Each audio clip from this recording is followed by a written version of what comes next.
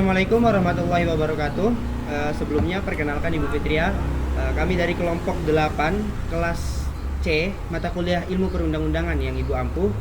Kami akan mempresentasikan tentang audit pasal maupun norma yang kami temukan dalam Undang-Undang Nomor 6 Tahun 2023. Untuk itu, sebelum kami masuk ke dalam materi presentasi kami, alangkah baiknya dan izinkan kami untuk memperkenalkan per individu anggota kelompok kami.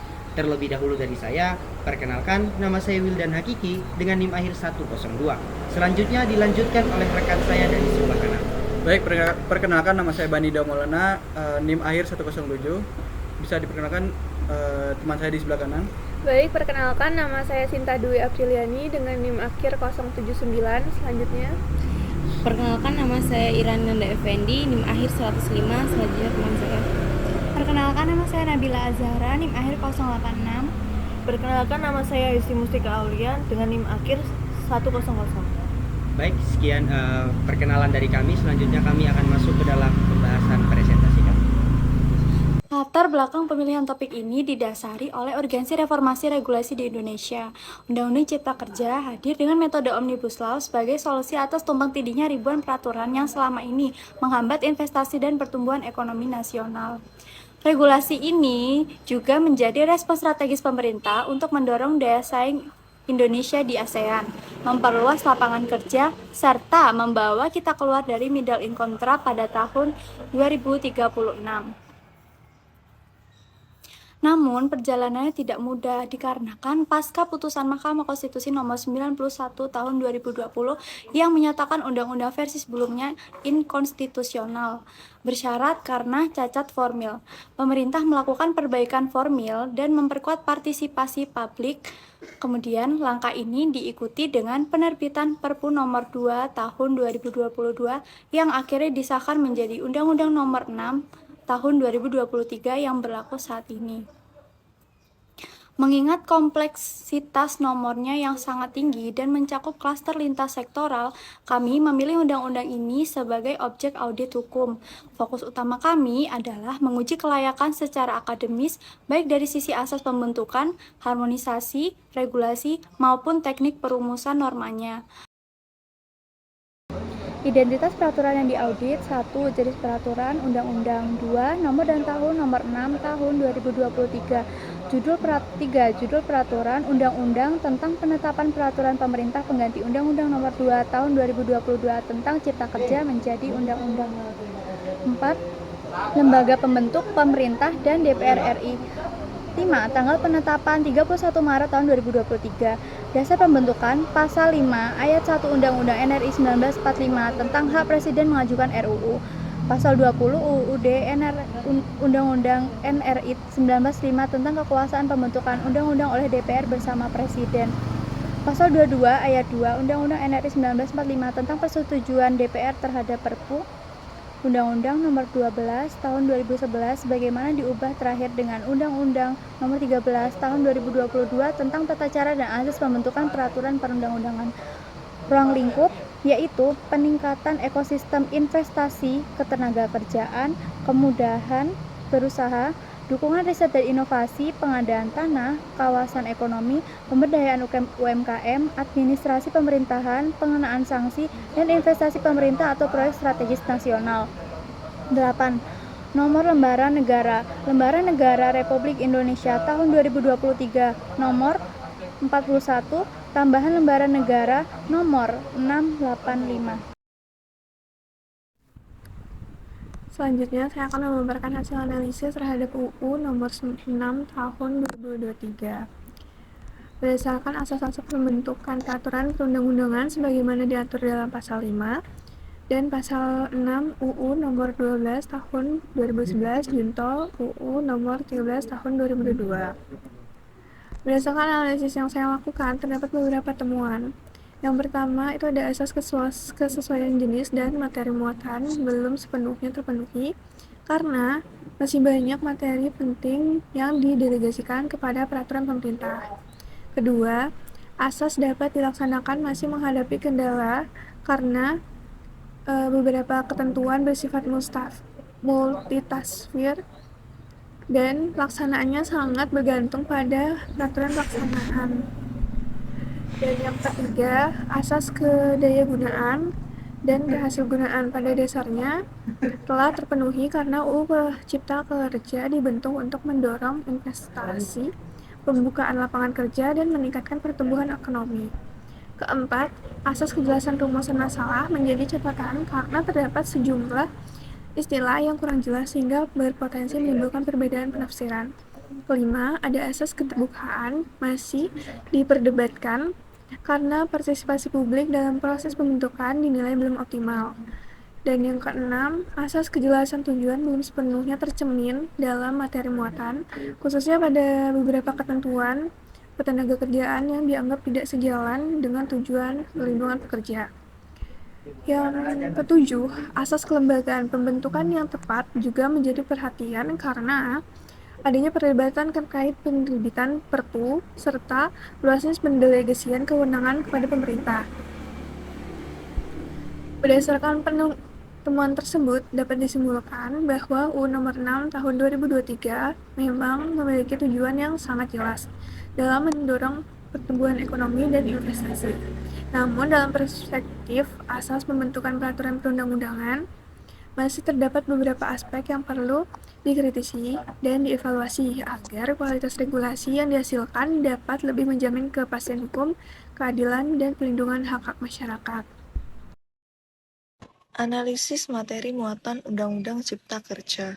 Dasar materi muatan undang-undang menurut pasal 10 Undang-Undang Nomor 12 Tahun 2011, materi muatan undang-undang mencakup pengaturan Undang-Undang Dasar 1945, perintah undang-undang lain, pengesahan perjanjian internasional, tindak lanjut putusan MK, dan kebutuhan hukum masyarakat. Undang-Undang Nomor 6 Tahun 2023 mengatur berbagai sektor seperti investasi, ketenagakerjaan, UMKM, perizinan, riset, pengadaan tanah, kawasan ekonomi, administrasi pemerintahan, dan sanksi. 1. Delegasi berangkat kepada peraturan pemerintah. Banyak ketentuan penting dalam Undang-Undang Cipta Kerja didelegasikan kepada peraturan pemerintah tanpa batasan yang jelas. Praktik ini bertentangan dengan rekomendasi naskah akademik yang menghendaki pemisahan tegas antara materi undang-undang dan peraturan pelaksana, berpotensi menimbulkan ketidakpastian hukum dan melemahkan perlindungan hak konstitusional warga negara. 2. Pengaturan ketenagakerjaan. Naskah akademik bertujuan menyeimbangkan peningkatan produktivitas dan perlindungan pekerja. Namun, Undang-Undang Cipta Kerja lebih menonjolkan kepentingan investasi, pertumbuhan ekonomi, perubahan terkait PKWT, outsourcing, upah minimum, pesangon, dan PHK. Dinilai menggeser fokus dari perlindungan pekerja ke fleksibilitas usaha. Perlu evaluasi agar tetap sesuai dengan jaminan hak pekerja dan prinsip keadilan dalam Undang-Undang 1945. Yang ketiga, yaitu pengaturan lingkungan hidup. Penyederhanaan perizinan dan AMDAL bertujuan mendukung kemudahan berusaha.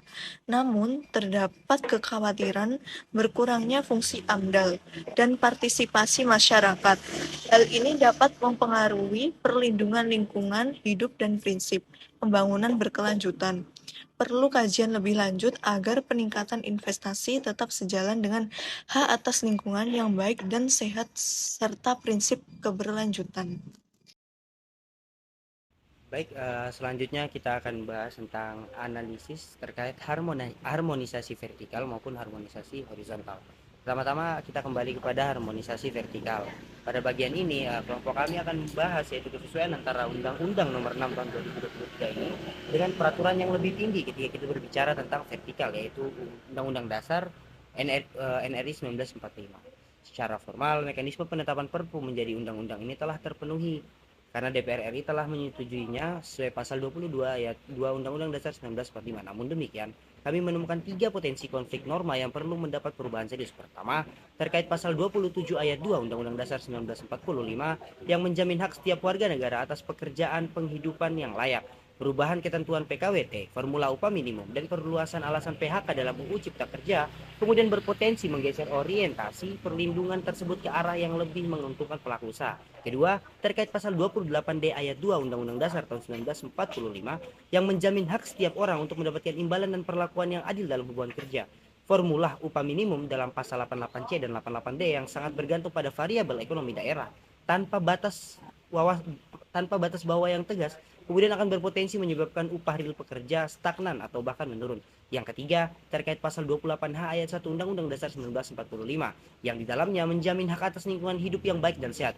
Perubahan pengaturan AMDAL dan izin lingkungan dalam undang-undang ini berpotensi kemudian menjadi pelemahan terhadap instrumen perlindungan lingkungan yang sebelumnya bersifat mandiri dan wajib.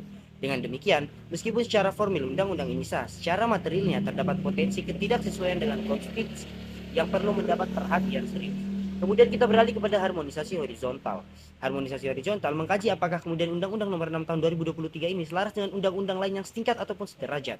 Kami menemukan 4 potensi disharmonisasi yang signifikan. Yang pertama, dengan Undang-Undang Nomor 13 Tahun 2003 tentang Ketenagakerjaan. UU Cipta Kerja mengubah sejumlah ketentuan perlindungan pekerja seperti penghapusan batas waktu PKWT, pengurangan kompensasi pesangon, namun tidak secara tegas mencabut seluruh ketentuan Undang-Undang Ketenagakerjaan yang tidak sejalan. Hal ini kemudian menciptakan tumpang tindih norma yang membingungkan dalam praktik. Yang kedua, bertentangan dengan Undang-Undang Nomor 32 Tahun 2009 tentang Perlindungan dan Pengelolaan Lingkungan Hidup atau PPLH. Pengintegrasian izin lingkungan ke dalam sistem perizinan berbasis risiko menghapus fungsi AMDAL sebagai prasyarat wajib yang berdiri sendiri. Padahal, Undang-Undang PPLH menegaskan hal itu sebagai instrumen preventif yang sangat penting. Yang ketiga, Undang-Undang Nomor 2 Tahun 2012 tentang Pengadaan Tanah. Pengaturan pengadaan tanah dalam Undang-Undang Cipta Kerja perlu kembali dikaji sesuaiannya dengan mekanisme perlindungan hak atas tanah yang telah diatur sebelumnya. Yang keempat, kami menemukan ketidaksesuaian dengan Undang-Undang Nomor 12 Tahun 2011, Junto Undang-Undang Nomor 13 Tahun 2022 tentang pembentukan peraturan perundang-undangan, di mana undang-undang ini mewajibkan partisipasi publik yang bermakna atau meaningful participation. Namun proses penyusunan Perpu yang singkat menimbulkan pertanyaan, apakah kewajiban tersebut terpenuhi secara substansial bukan sekedar formalitas? Analisis perumusan norma UU Nomor 6 Tahun 2023. Yang pertama, inkonsistensi terminologi dalam UU Nomor 6 Tahun 2023. Terdapat penggunaan istilah pengusaha, pemberi kerja, dan perusahaan yang terjadi selalu digunakan secara konsisten, padahal masing-masing istilah terdapat memiliki makna yang berbeda. Ketidakjelasan ini berpotensi menimbulkan perbedaan penafsiran mengenai siapa yang menjadi subjek hukum dalam suatu ketentuan. Kondisi tersebut tidak sejalan dengan asas kerjasama rumusan yang mengharuskan setiap norma menggunakan istilah yang pasti dan konsisten. Dampak menimbulkan ketidakmampuan hukum dan kesulitan dalam penerapan norma. Yang kedua, rumusan yang multitafsir. Beberapa pasal masih menggunakan kalimat yang terlalu umum dan tidak memberikan batasan yang jelas. Salah satu contohnya adalah ketentuan mengenai penggunaan tenaga kerja asing dalam pasal 41. Selain itu, pada bagian penjelasan pasal sering hanya dicantumkan frasa cukup jelas tanpa memberikan penjelasan lebih rinci. Akibat masyarakat, pemerintahan maupun aparat penegak hukum dalam pemberian penafsiran yang berbeda terdapat norma yang sama. Dampak membuka ruang multitafsir dan mengurangi kepastian hukum. Yang ketiga, delegasi tanpa batas. Blanket delegation. Banyak yang ketentuan dalam UU Nomor 6 Tahun 2023 yang menyatakan bahwa pengaturan lebih lanjut akan diatur dalam peraturan pemerintah. Namun undang-undang tidak memberikan batasan yang jelas mengenai materi yang boleh diatur dalam peraturan tersebut. Akibat peraturan pelaksanaan memiliki ruang yang sangat luas untuk mengatur substansi yang sebenarnya penting dan seharusnya sudah diatur dalam undang-undang. Dampak menimbulkan ketergantungan yang tinggi pada peraturan pelaksanaan dan berpotensi mengurangi kepastian hukum. Yang keempat, ketiadaan akibat hukum yang jelas.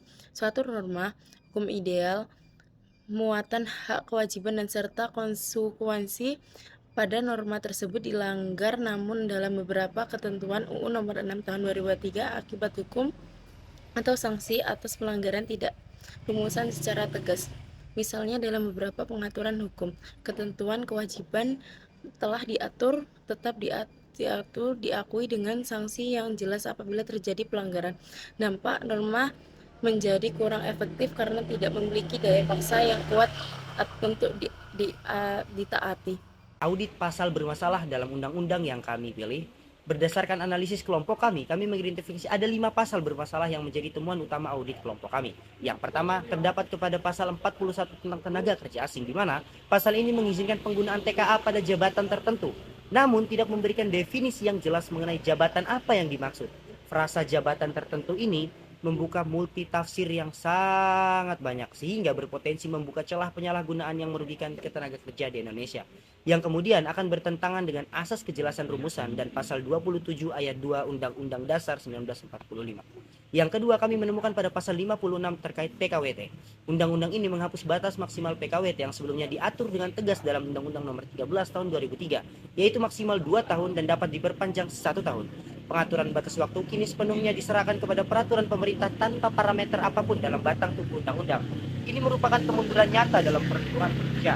Yang kedua, kami menemukan dalam pasal 88C dan 88D tentang formula upah minimum. Formula upah minimum kini bergantung pada pertumbuhan ekonomi, inflasi, dan indeks tertentu yang tidak didefinisikan. Lebih jauh, pasal 88F bahkan memberi kewenangan pemerintah menetapkan formula berbeda dalam keadaan tertentu, juga tanpa definisi. Tidak ada satupun klausul no rollback yang melarang penurunan upah dari tahun sebelumnya, sehingga kepastian hukum bagi pekerja sangat lemah. Kemudian selanjutnya ada pasal 154A tentang PHK. Pasal ini akan memperluas pemutusan hubungan kerja secara signifikan, secara efisiensi, force majeure, hingga alasan lain yang dapat ditetapkan dalam perjanjian kerja. Ironisnya, perluasan alasan PHK ini tidak diimbangi dengan pengaturan kompensasi pesangon yang proporsional atau yang sejajar.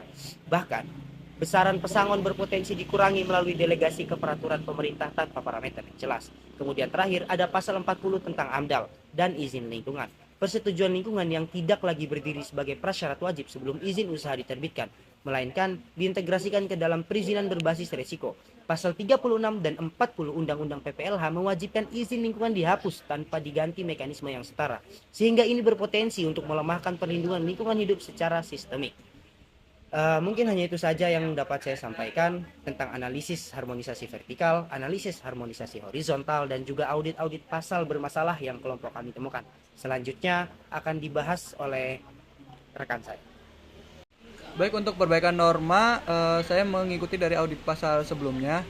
Jadi audit norma ini ada 3 aspek utama. Yang pertama adalah aspek teknik perumusan. Nah, jadi setiap frasa yang ambigu seperti jabatan tertentu, kondisi tertentu, dan indeks tertentu harus dilengkapi definisi operasional yang tegas baik dalam pasal 1 maupun lampiran. Jadi terminologi pengusaha atau pemberi kerja dan perusahaan perlu diunifikasi dalam satu kesatuan umum yang berlaku lintas sektor.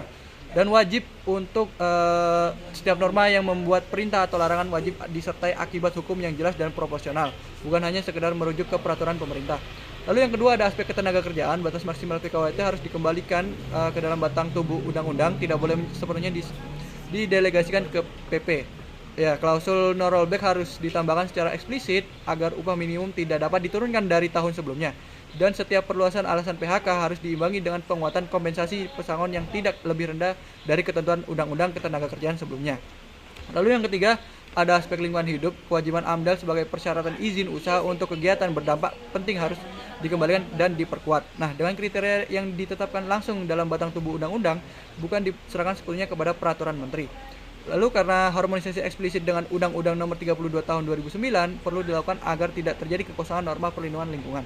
Nah, secara keseluruhan kami menyimpulkan bahwa Undang-Undang Nomor 6 Tahun 2023 ini memerlukan evaluasi dan revisi yang serius, khususnya untuk memastikan bahwa tujuan peningkatan investasi tidak mengorbankan perlindungan hak konstitusional pekerjaan dan masyarakat atas lingkungan hidup yang sehat. Sekian presentasi dari kelompok kami. Mohon maaf atas segala kekurangan dan kesalahan. Terima kasih atas perhatian dan waktunya. Billahi fisabil haq, fastabiqul khairat. Wassalamualaikum warahmatullahi wabarakatuh.